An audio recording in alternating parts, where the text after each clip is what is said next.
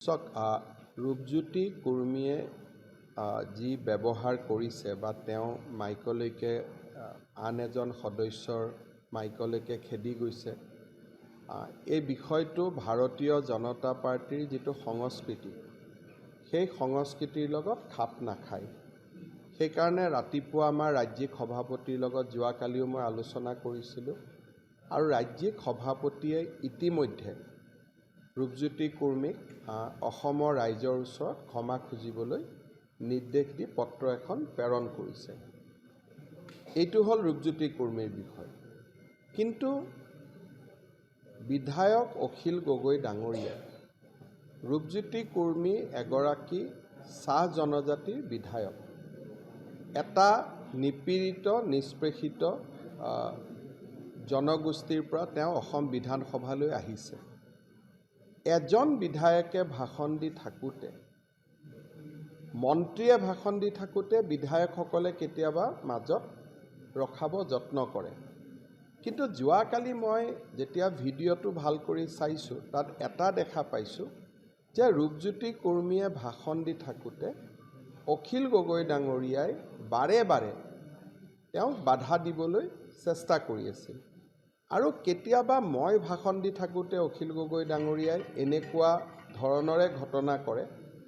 মোৰ অলপ 25 বছৰ বিধানসভাত হৈ গ'ল কাৰণে ধেমালি ধুমলা কৰি কথাখিনি মই ডাইভাৰ্ট কৰোঁ, কিন্তু মনটো সিমানেই সেই সময়ত বেয়া লাগে।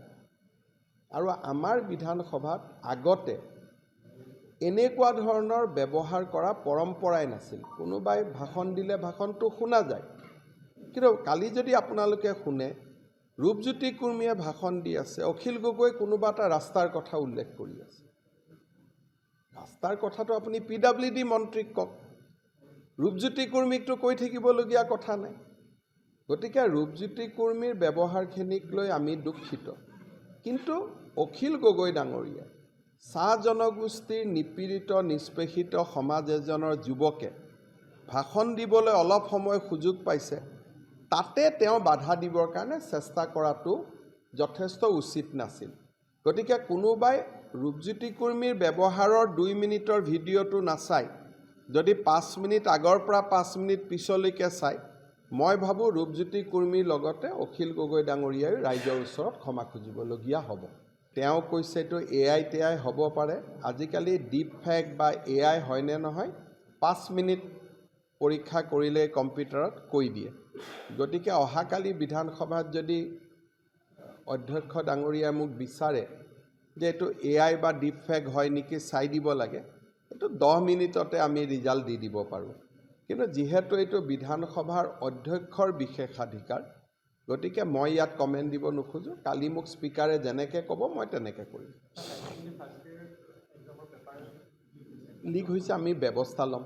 আমি যি শিক্ষা বিভাগে চাই আছে বিষয়।